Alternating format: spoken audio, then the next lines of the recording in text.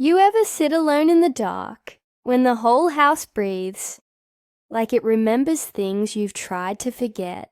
That's how it was for me that night. Just me, the rain, and the ghosts of my past. I'm Martha Ellison, 78 years old. Folks in town call me Miss Ellie. I've lived in this old wooden house since 1962. My husband Henry built it with his own hands. Every nail, every wall. He's been gone 30 years now, buried right under the big oak tree in the backyard. Or at least, that's what I thought.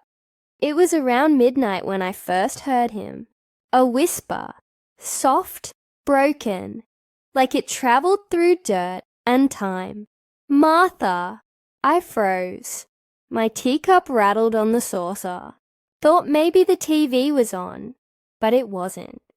The whole room felt thick, heavy, like the air itself was listening. I looked toward the mantel where his photo sits. Young soldier in his army uniform, smiling like he had forever ahead of him. That photo, it moved, just a little. My heart pounded. My old hand shook. And then I heard it again, clearer this time. You shouldn't have buried the letter, Martha. I dropped my tea. It shattered. Nobody, not one living soul, knew about that letter. That night's sleep wouldn't come. I sat in my rocking chair and thought about 1965, the year Henry came home from the war. He wasn't the same man. He carried silence like a wound. Sometimes he'd wake up screaming, sometimes crying, sometimes just staring out that same window. But the worst night was the night he never woke up again. Folks said it was a heart attack. I knew better, because that night we fought over that letter. He told me if anything ever happened to him, I should destroy it, burn it, but I couldn't. I buried it instead, right in his coffin, folded inside his jacket pocket. I thought it would stay there forever. I was wrong. The next morning, I woke to find muddy footprints on the porch, small, like a man's boots, but the prints led to the back door, not away from it. I ain't had visitors in years. My grandson lives 2 states away. No one comes around here no more. Then I found something strange. A piece of old paper under the door frame. Water-stained, but the writing, it was Henry's. Don't let them find it. My knees near gave out. Find what? I whispered to no one. I went to the attic, the place Henry used to hide his war chest. It was covered in dust, like time itself forgot it. But the lock was open. Inside, nothing but a photograph I'd never seen before. Henry with another woman, holding a baby. The date on the back said, 1963. My heart twisted. 2 years before he died. I felt sick, like the floor was tilting. I wanted to scream, to cry, to ask him why. But all I heard was that same whisper again, close enough to my ear to make me shake. You were never supposed to see that. The lamp beside me flickered. The air turned cold. I stumbled down the attic stairs, every step creaking like the house was warning me to stop. But I couldn't stop. I had to know. That evening I heard a knock on my door. No one knocks here. Not after dark, not in this weather. I opened it slow, and there stood a man, soaked to the bone, holding a yellowed envelope. Mrs. Ellison, he said. I nodded barely. This was found in the old church archives downtown. It's addressed to you.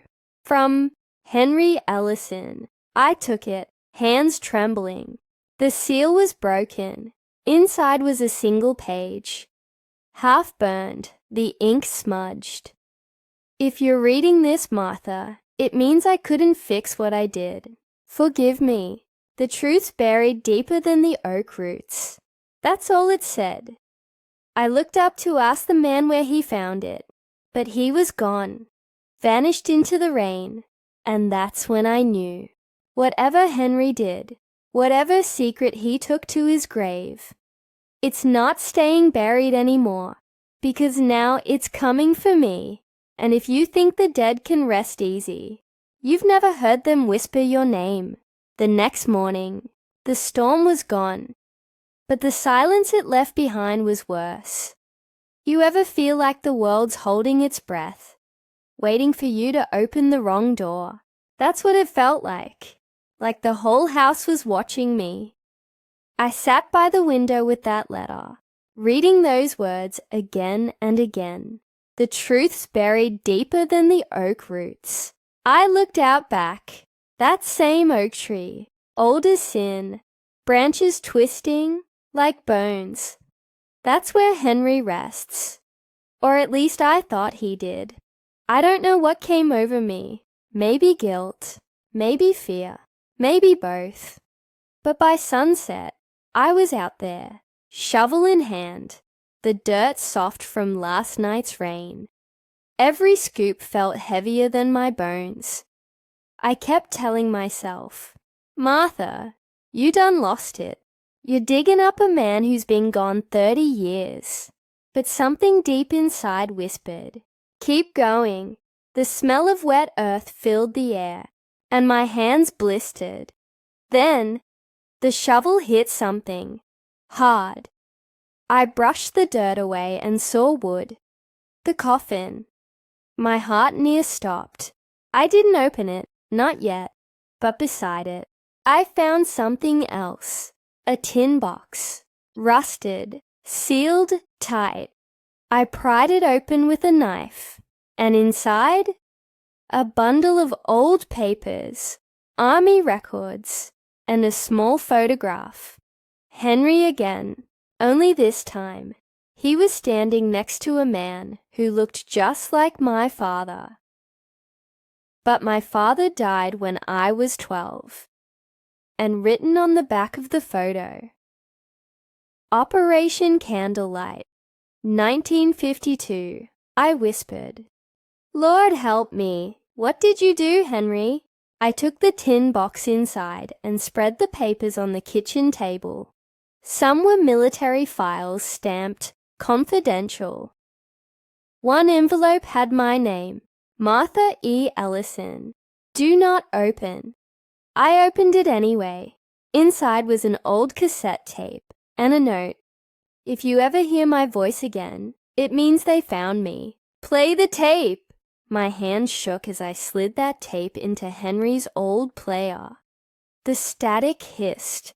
Then his voice came through, weak, trembling. Martha, if you're listening, I couldn't tell you the truth. Not then. The war wasn't what they said it was. We were ordered to bury something. Not bodies, not weapons. Secrets. Secrets that could ruin men. I tried to walk away. They wouldn't let me. So if they come looking, don't trust anyone. Even your own blood. The tape cut out. My chest tightened. I stared at that line. Even your own blood. That's when my phone rang. Unknown number. A man's voice. Mrs. Ellison, this is Agent Carter. We'd like to ask a few questions about your husband's service files. My heart dropped. How did you get this number? I asked. We found something under the church archives. It's best you don't dig any further. Click. He hung up. That night I couldn't sleep. The house felt colder. The whispers came back, soft at first, then clearer. Martha, it's not them, it's him. I turned toward the hallway, and there he was, Henry, standing by the door, not young, not old, just as he was the night he died. Henry, I whispered. He looked at me with sorrow so deep it could drown the world. I never meant to hurt you, he said. I lied to keep you safe. That letter, it wasn't about the war. It was about our son. My breath caught. Our son? You mean David? He shook his head. No, the other one. My knees gave out. Turns out, that photograph in the tin box, the baby wasn't another woman's child. It was ours. Henry had fathered a child during a mission, one they erased from the records. To keep him quiet, they faked his partner's death, and later his tears ran down my cheeks. Why tell me now? Because he's coming, Henry said. He's looking for answers. Don't let them take him too. And then he was gone, just gone. The next morning, the sun barely touched the porch when I heard it again. Knock, knock. I opened the door. A young man stood there, maybe 30, with Henry's eyes. You don't know me, he said softly, but I think you're my grandmother. I felt my heart finally break.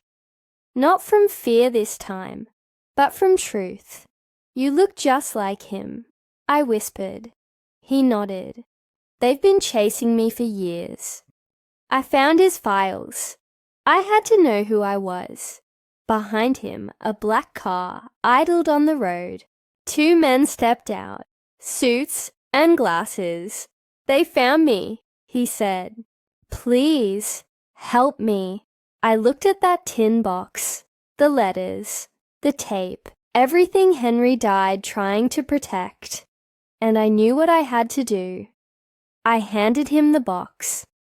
Run, child, don't stop, and whatever you find in there, forgive us both. He ran toward the woods.